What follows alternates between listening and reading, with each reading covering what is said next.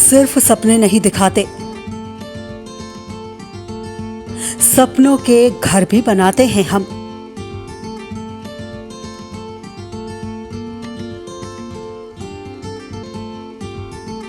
इरादे हो उड़ने के तो हौसलों को पंख लगाते हैं हम।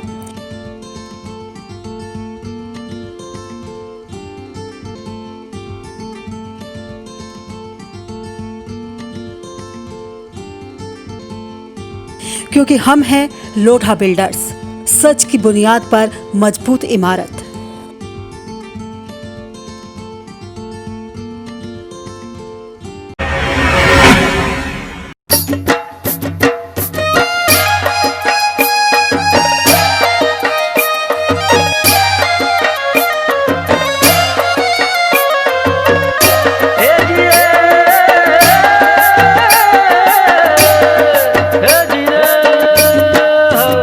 लाइव 24 की तरफ से आप सभी देशवासियों को शारदीय नवरात्रि की ढेर सारी शुभकामनाएं।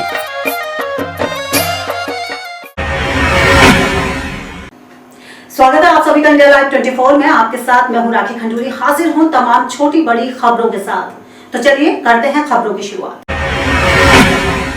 भागलपुर में कहलगांव विधानसभा के ताड़ड़ महाविद्यालय परिसर में रक्षा मंत्री राजनाथ सिंह अपने अंदाज में बिना किसी का नाम लिए विरोधियों पर जमकर बरसे हैं। उन्होंने सभा को संबोधित करते हुए अंतर्राष्ट्रीय, राष्ट्रीय और स्थानीय मुद्दों पर बेबाकी से अपनी बातों को लोगों तक पहुंचाया। रक्षा मंत्री राजनाथ सिंह ने कहा कि गलवान में चीन ने भारतीयों को जरा सा ललकारा था, लेकिन जांबाज भारतीय सेना ने चीनियों को उसकी औकात याद दिला दी है। रक्षा मंत्री ने कहा कि इस तरह चीन के सैनिकों को खदेड़ने वाला कोई नहीं बल्कि बिहार रेजिमेंट के जवान थे। इसके पश्चात संबोधन को सुन रहे लोगों ने जमकर तालियां बजाई। तालियों की गड़गड़ाहट के बीच रक्षा मंत्री काफी उत्साहित दिख रहे थे। चुनावी सभा में संबोधन के दौरान रक्षा मंत्री ने आयुष्मान भारत योजना की भी चर्चा की। उन्होंने कहा कि अभी कुछ ही जरूरतमंदों को आयुष्मान भारत योजना का लाभ मिला है, लेकिन आने वाले समय में सभी लोगों को आयुष्मान भारत योजना का लाभ देने के लिए सरकार प्रतिबद्ध है। इंडिया लाइव 24 के लिए भागलपुर से श्यामानंद सिंह की रिपोर्ट। आयुष्मान भारत योजना का लाभ मिल रहा है। सुन लेना मेरे बहनों भाइयों, जो भी आयुष्मान भारत योजना का लाभ लेना चाहते हैं, एक समय वह आएगा कि हम सबको आयुष्मान भारत योजना का लाभ पहुंचाएंगे, सबको आयुष्मान भारत योजना का लाभ पहुंचाएंगे। और इस योजना में 5 लाख रुपए तक का एक साल में मुफ्त इलाज होगा। यदि बीमारी ठीक नहीं हुई तो दूसरे साल भी 5 लाख रुपए में आपका मुफ्त इलाज होगा। कई योजनाएं।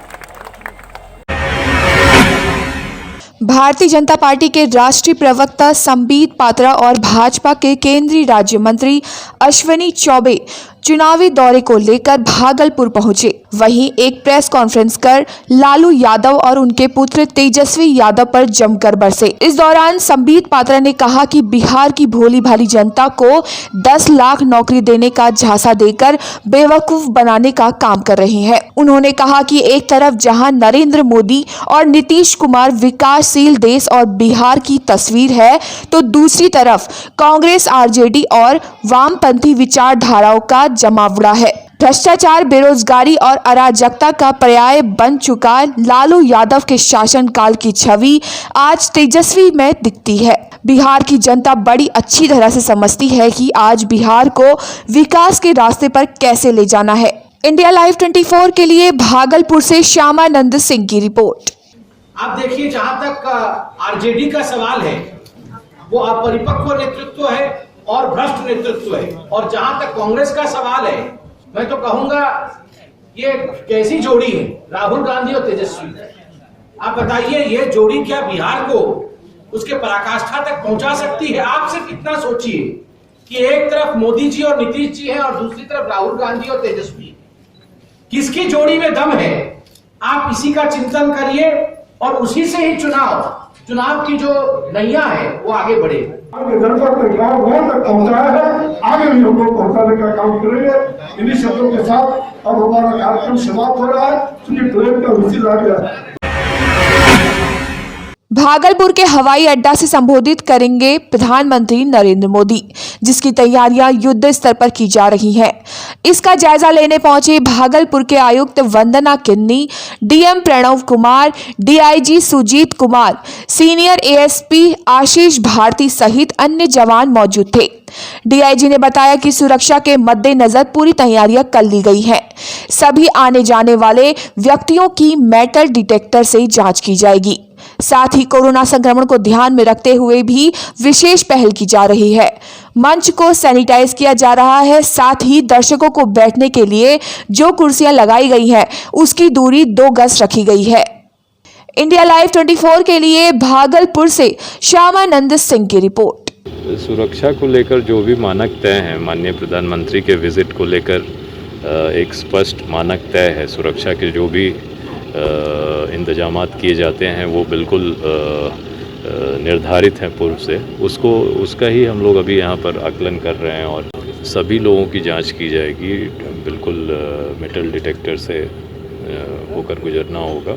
एक निर्धारित प्रोटोकॉल, जैसा मैंने बताया, पहले से है सुरक्षा को लेकर, तो उन चीज़ों का बिल्कुल अनुपालन किया जाएगा। बिहार विधानसभा चुनाव को देखते हुए कटिहार में नामांकन पत्र दाखिल करने का सिलसिला लगातार जारी है और नामांकन दाखिल करने के दौरान अनुमंडल कार्यालय और डीडीसी कार्यालय परिसर में पूरी तरह से गहमागहमी बनी रही। इस दौरान विभिन्न पार्टियों के उम्मीदवारों ने अपने अपने विधानसभा क्षेत्रों से नामांकन दर्ज किया। कटिहार के सदर सीट से बीजेपी से तारकेश्वर प्रसाद ने नामांकन पत्र दाखिल किया, तो वहीं बरारी विधानसभा सीट से जेडीयू से विजय सिंह ने नामांकन पत्र दाखिल किया। वहीं बरारी विधानसभा सीट से आरजेडी से नीरज यादव ने नॉमिनेशन भरा, जबकि कोढ़ा विधानसभा सीट से पूनम पासवान ने नामांकन पत्र दाखिल किया। प्राणपुर से कांग्रेस के तौकीर आलम ने नॉमिनेशन भरा, तो वहीं एसडीपीआई से बरारी से ही नसीम अख्तर ने नॉमिनेशन पत्र दाखिल किया। इंडिया लाइव 24 के लिए कटिहारी से सरफराज अंसारी की रिपोर्ट। बिहार में विधानसभा चुनाव का बिगुल बज चुका है, जिसमें एक बार फिर से वोटर्स को लुभाने के लिए तमाम चुनावी वादे नेताओं की तरफ से किए जा रहे हैं। लेकिन हमारे अन्नदाताओं की लाचारी और बेबसी किसी से छुपी नहीं है। इसी कड़ी में भागलपुर और मुंगेर के कुछ किसानों ने सामने आकर अपनी पीड़ा बयां की। दरअसल चुनावी मुद्दों से कोसों दूर किसानों की हालत अब भी काफी बदतर है। इस दौरान किसानों ने बताया कि बाढ़ और सूखे दोनों की ही वजह से इनका सब कुछ बर्बाद हो रहा है, लेकिन सरकारी उदासीनता से ये किसी भी जन कल्याणकारी योजनाओं का लाभ नहीं ले पा रहे हैं। किसानों ने बताया कि जो भी नेता हैं वो इलेक्शन के दौरान तो आते हैं और तमाम वादे करते हैं, लेकिन जैसे ही वो जीतते हैं तो फिर दोबारा कभी मुड़कर अपनी शक्ल तक नहीं दिखाते। इंडिया लाइव 24 के लिए भागलपुर से श्यामानंद सिंह की रिपोर्ट। आपका नोटों में देना चाहिए, किसी पार्टी को नहीं देना चाहिए। इतना निराश का है, इतना गुस्सा में का है आप? निराश में हम लोग है नहीं, मतलब व्यवस्था से हम लोग ना, तो वही ठीक है, लेकिन आपका जीवन में मिठास है? जीवन में मिठास है? कब से कर रहे हैं इंतजार? अभी देखिए, कुछ तो बदलाव आ रहा है। सोच सरकार का भी है कि बदलाव आए।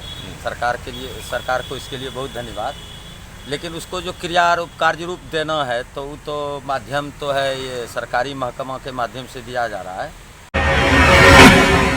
14 अक्टूबर को मंदसौर में हुई हत्या की घटना का पुलिस ने खुलासा करते हुए 2 अभियुक्तों को गिरफ्तार कर लिया है। दरअसल आपको बता दें कि 14 अक्टूबर को मंदसौर में हतई मगरे पर पवन चक्की के पास खेत की खाई में एक युवक की लाश मिलने से सनसनी फैल गई थी। पुलिस ने जब इस पूरे मामले की गहनता से छानबीन की तो पुलिस को पता चला कि मृतक किशोर का मनोहर बैरागी नाम के व्यक्ति से पैसे का लेन देन चल रहा था और इसी के चलते इनके बीच काफी समय से विवाद चल रहा था और यही वजह रही कि किशोर की हत्या करवाई गई।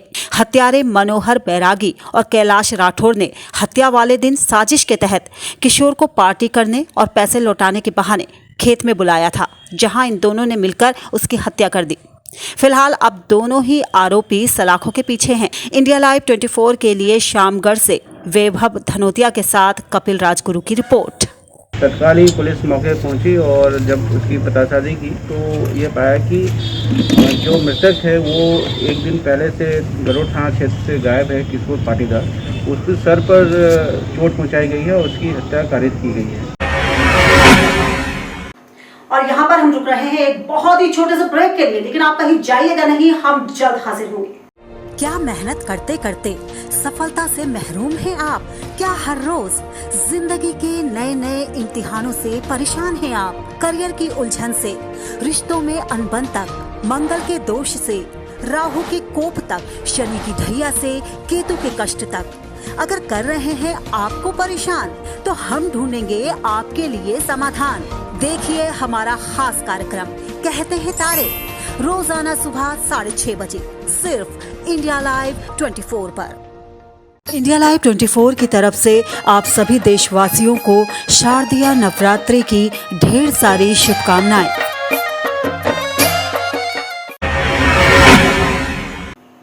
ब्रेक के बाद आपका स्वागत है। चलिए बढ़ते हैं अगले खबर की ओर। मध्य प्रदेश में जिला रायसेन के बरेली से रिश्तों को तार तार कर देने वाला बेहद शर्मनाक वाकया सामने आया है। बरेली की रहने वाली एक महिला ने अपने ससुर पर बलात्कार करने का आरोप लगाया है। फिलहाल महिला की शिकायत पर पुलिस ने ससुर पर रेप का केस दर्ज कर दिया है और मामले की तफ्तीश में जुट गई है। इंडिया लाइव 24 के लिए बरेली से रूप सैन की रिपोर्ट। कल दिनांक 20 तारीख को रात में दर्ज हुआ है। मामला बरेली का ही है। बरेली के रहने वाली पीड़िता है। पीड़िता ने आकर बताया कि 17 मई 2020 में उसकी शादी दीपक कुशवाहा से हुई थी और ससुराल उसका ग्राम कामतोन का है। शादी के बाद 2 बार ही उसकी विदाई हुई। जब दूसरी बार वो अपने ससुराल पहुंची तो घर में दिनांक 1 जून की बात है, 1 जून 2020 की जी। घर में सभी लोग घर से बाहर थे। महिला कमरे में झाड़ू लगा रही थी अंदर। उस समय उसके अजिया ससुर, जिनका नाम शंकर लाल है, उम्र करीबन 60 वर्ष है, ने उसके साथ जबरदस्ती उसकी मर्जी के बिना गलत काम किया। छत्तीसगढ़ में जिला बेमेतरा के खमरिया ब्लॉक की तहसील कार्यालय में नायब तहसीलदार एन.के. पिस्दा पर एक वकील के साथ अभद्र व्यवहार करने का आरोप लगा है, जिसके बाद अधिवक्ता संघ ने कलेक्टर से नायब तहसीलदार एन.के. पिस्दा के खिलाफ सख्त कार्रवाई की मांग की है। बताया जा रहा है कि एक मामले में वकील वासुदेव तिवारी अपना पक्ष रखते हुए पैरवी कर रहे थे। तभी नायब तहसीलदार एन.के. पिस्दा भड़क उठे। उन्होंने यहां तक कह दिया कि वकील वासुदेव तिवारी को कानून का कोई ज्ञान नहीं है और उन्हें वकालत भी नहीं आती, जिसके बाद अधिवक्ता संघ में काफी रोष है। इंडिया लाइव 24 के लिए बेमेतरा से ममता ग्वालवंशी की रिपोर्ट। तहसीलदार ठाकुर मैडम को इसका शिकायत किया लिखित में। फिर तत्काल मैंने बार काउंसिल बेमेतरा में अपना जाकर आवेदन दिया। फिर मेरे समय से बार काउंसिल के सदस्यों के द्वारा कलेक्टर महोदय को जाके ज्ञापन दिया और कलेक्टर महोदय ने आश्वासन दिया कि मैं कार्रवाई करूंगा करके। तो मैं तो उनके ऊपर कड़ी से कड़ी कार्रवाई होना चाहता हूं। सारे अधिवक्ता मिलकर एक साथ एकजुट होकर इसका प्रतिकार करेंगे और मैं ये भी कहता हूं कि अधिवक्ताओं को भी अपने आचरण में विचार करना चाहिए और हम न्यायालयीन कार्रवाई के पक्ष में हैं। अगर प्रशासनिक कार्रवाई नहीं होती है तो इसका तीव्र आंदोलन, प्रदर्शन, धरना भी किया जाएगा और जब तक कार्रवाई नहीं होगी अधिवक्ता चुप बैठने वाले नहीं हैं। हम इसका रगड़ के विरोध करेंगे। थान खमरिया के नायब तहसीलदार नीलम पिस्दा नाम लेके बोल रहा हूँ। उसका बर्ताव कभी अच्छा नहीं रहा। यहाँ पहले प्रशिक्षु नायब तहसीलदार था साजा में। यहाँ भी वो अपने आप को, उसका एटीट्यूड ऐसा था, वो आईएएस अपने आप को समझता है और वकीलों की हैसियत को ज्ञान उसको संभवतः नहीं है, इसलिए वो वकीलों के साथ बुरा बर्ताव कर दिया। तहसीलदार अभी तक आपने पूजा और त्योहारों के मौके पर मिट्टी के दिए ही जलाए होंगे, लेकिन छत्तीसगढ़ के कांकेर से महज 30 किलोमीटर दूर लिलवा पहर में जो दिए बनाए जा रहे हैं वो दिए आपने शायद ही कभी इस्तेमाल किए होंगे। दरअसल राज्य की बिहान योजना के तहत बनाए जा रहे इन दियों को मिट्टी से नहीं बल्कि गाय के गोबर से तैयार किया जा रहा है। मां वैष्णो देवी समूह की महिलाएं बड़ी श्रद्धा, मेहनत और लगन से इन दियों को तैयार कर रही हैं। गाय के गोबर से तैयार इन दियों की खास बात यह है कि इन्हें जलाने से आसपास के कीटाणु नष्ट होंगे, प्रदूषण भी कम फैलता है, इनके टूटने का डर भी नहीं रहता। 3 महीने तक इनका इस्तेमाल किया जा सकता है और फिर इस्तेमाल करने के बाद ये खाद के काम आ सकते हैं। यही वजह है कि इनकी मांग बाजार में पैच। यही वजह है कि इनकी मांग बाजार में ज्यादा बढ़ रही है। मां वैष्णो देवी समूह की पैच। मां वैष्णो देवी समूह की महिलाओं का कहना है कि इन्हें तैयार करने में मेहनत भी कम लगती है और ये इनकी आमदनी का अच्छा खासा जरिया भी हैं। इंडिया लाइव 24 के लिए कांकेर से टोकेश्वर साहू की रिपोर्ट। फायदे वही है कि वो हम मिट्टी के दिया बनाते हैं, वो तो जलाते हैं, वो टूट फूट जाते हैं, लेकिन गोबर का दिया वो नहीं टूटता है, 3 माह तक ही चलता है और उसमें 3 माह के बाद ही वो उसको अपना अब उपयोग में लाते हैं, खाद के रूप में कहीं पौधे में डाल देते हैं तो खाद का काम करता है, वही फायदा है। और इसमें हमको वो क्योंकि लागत कम है और उसमें हमको जो मिलना है अपना रोजी रोटी वो सही मिल पा रहा है। तहसीलदार। और फिलहाल इसी के साथ इस बुलेटिन में बस इतना ही। दीजिए इजाजत, नमस्कार। इंडिया लाइव 24 की तरफ से आप सभी देशवासियों को शारदीय नवरात्रि की ढेर सारी शुभकामनाएं।